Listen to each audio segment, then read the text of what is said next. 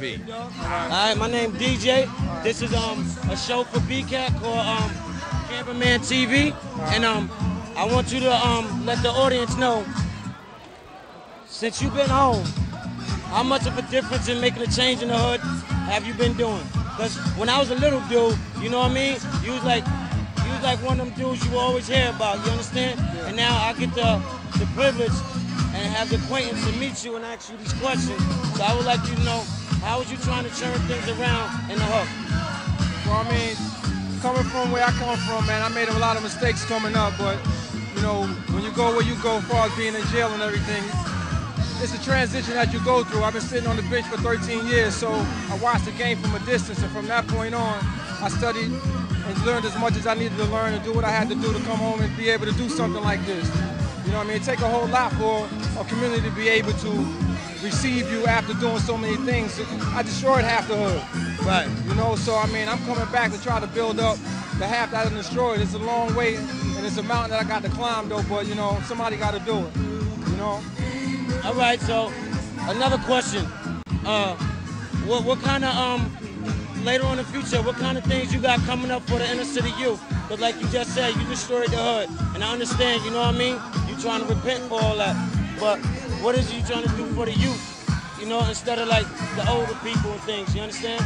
All right, when I first came home, I moved down south. I didn't want to come to New York because I know how the jungle is, though. So being away for so long, I didn't want to come out here and just jump right back into it. Right. So when I was down south, I was in a program called Families and Fatherhood and Families Engagement Program. And what we did was we was helping the youth. It was a non-profit organization. And basically, you know, it's the same thing that I'm trying to do down here. You know, give back, you know, do little things, and kind of like build myself back up to where I used to be, but building myself back up the right way this time. All right, so I understand you just said when you were down south, you was in a program called Fatherhood Families Engagement Program. All right, how much impact did it have on you to willing to change and do the damn thing, you understand? It had a lot, because when I first came home, I mean, the first step that you take when you come home is the most important one. Right. So when I took that step, as far as going into that program, and actually I was employed to the program, but while being in the program, I learned a whole lot of things, and it taught me how to be able to adjust myself back in society after being away for so long. Right. I mean, you could be away for a long time and not know how to come out here and to be able to adjust, and you can get yourself caught back up. Right. So, you know, I mean, that's what I'm doing right now. I mean, for me to come back after all these years and be back with my hood like this, and even my enemies receiving me a certain way. Right, right. You know, and I mean, that's the respect that they have, you know. I mean, you can't never try to ignore an old beef or anything like that, though, but the respect is there. You know, I mean, they're around me. I already know. One more question.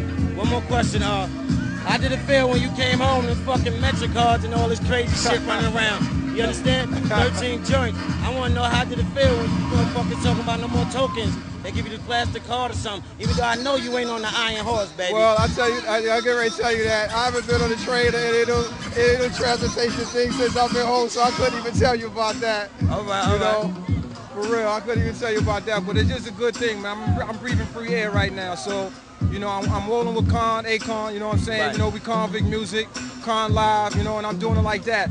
I mean, that's the program that I'm with right now, because what he's doing, he's making a real strong movement, going around the world, cross country and everything.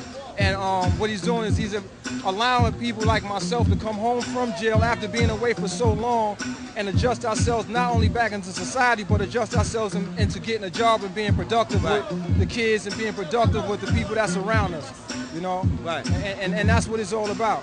All right. I like to ask, who's the young lady that you're standing with? This is my niece right here. That's your niece? Yeah. We will let you know, let the audience know who are you and what's your name, and what are you out here doing, and by being around your cousin and knowing that he's a legend in the hood. My uncle. All right, my fault. You know, I make mistakes. What impact did it have on you coming up? Him being who he is. Shakia. My name is Shakia. Overall, I just love my Uncle Calvin. I respect and love everything that he does. Bottom line. All right. My thing was that it's even fair to say that she wouldn't be able to answer that, because one, she was young, and even while she was growing up, we didn't let her know anything like that. You know, my other niece is right there, my nephew's right there. Right. So we didn't let them even I mean, you don't let people that you love really know what you're doing in life. You know what I'm saying? Right. Especially when it comes down to the streets. You know, you can ask all them gangsters, you know, that's really on high levels. Did they family really know what they were really doing out in the streets? And if one life will tell you no. You know, because that's what you do. You protect your family. You take them away from the hood. You get them out of the hood. And then you do what you got to do. Unfortunately, when I did that, I hurt the hood even more so because now my people's protected. I don't have to worry about nothing. Now I can come and do what I do, how I do it. Right. Hey, yo, this Big Klein. Yo, you know what it is, man. Calvin Klein, man. Rocking with Cameraman TV, man. You know what it is. You heard? That's what's up. And Big Klein, he don't even got no goons with him. He's surrounded by family. Holla. Look at all these people around you. Hey, yo, my You dude. don't have too many people that can come back to the hood and do it like this. I can look in the mirror every day. I did mine. That's what's up. Nice meeting you.